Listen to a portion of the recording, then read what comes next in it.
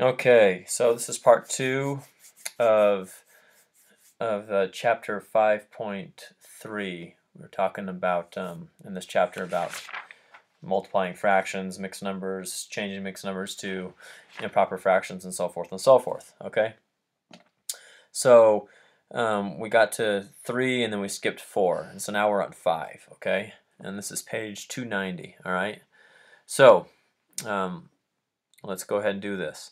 I'm going to do 5A, B, and C. So pay attention. Here we go. So 5A is 4 and 2/5 times 3. Okay, it's just easier to change this to improper fraction than multiply. All right, so 5 times 4 is 20 plus 2 is 22 over 5. All right, times 3. All right, so then when you times 3 again, we've mentioned this before, when you're timesing by a whole number and you're timesing a fraction by a whole number, you're going to times the numerator only by that whole number, okay?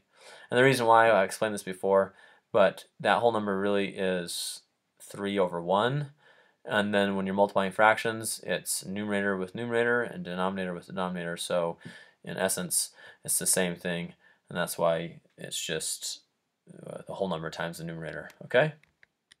So that turns into what? 66. So 66 over 5, and then reduce that, all right? So I would challenge you to memorize your times tables. I would challenge you to do that on your spare time because it makes things a lot easier. For example, 5 times 12 is 60.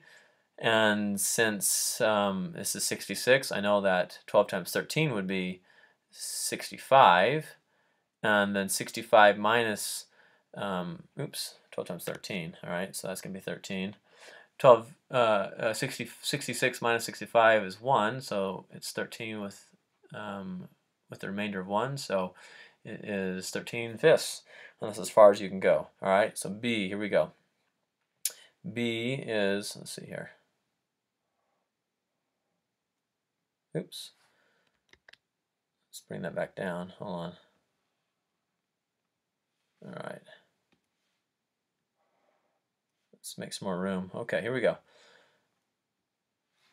So B is 3 and 1/5. Oh, no, 1/3. Sorry, 1/3 times 1 and 1/5. Okay. All right. Let's change these to improper fractions because it makes life easier. So 3 times 3 is 9 plus 1. That's what you do when you have improper fractions. All right. Let's write that a little bit better. Let's see if I can make that. Oops. Sorry about that. All right. So 3 and 1/3, okay, times 1 and 1/5, okay? All right, so when you have a mixed number, you take the whole number and you times it by the denominator, and then you plus the 1. So it's denominator plus whole number plus 1, so that's 3 times 3 is 9 plus 1 is 10, and then all over 3. And why does this make sense? Because if I want to make this a mixed number again, I go, okay, how many times does 3 go into 10? Well, 3 goes into 10 3 times, which is 9. All right, 3 times 3 is 9. And then you minus the 9 from the 10, and it's 1, and then remainder of 1, right? And then you divide by the 3 again, so it's 3 and 1/3, okay? Anyway. And then this one is 5 times 1, plus 1 is 6, right? So it's 5/6, right? So, I mean, not 5/6, 6/5. And then you multiply, all right? But before multiply, let's cancel some things out, all right? Factor the 10 into 2 times 5, and you factor this into 2 times 3, all right? And then you cancel what you can cancel. 5 and a 5, 3 and a 3, and voila, there's only a 2 and a 2 on top. So this turns into 4. So that's the answer for 5B. All right. So let's do 5C. So you have a negative, okay? Negative, let's make this -5. Oh, that's too big.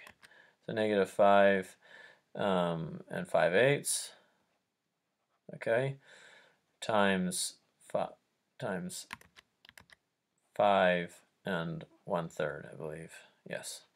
All right, so it's a negative and a positive, so you know that in the answer should be negative. When you have a negative and a positive, it makes a negative, right? Okay, so anyway, let's make this an improper fraction. So 8 times 5 is 40, plus 5 is 45 over 8. Okay, times, and let's make this an improper fraction. 5 times 3 is 15, plus 1 is 16, so 16 over 3. Okay, so then we multiply straight across, but before we do that, let's see if we can reduce some things. So that's 16, indeed we can. This is 2 times 8. No, that cancels this out. And then 45, well, I know because I've memorized times tables and multiplication that 45 is what?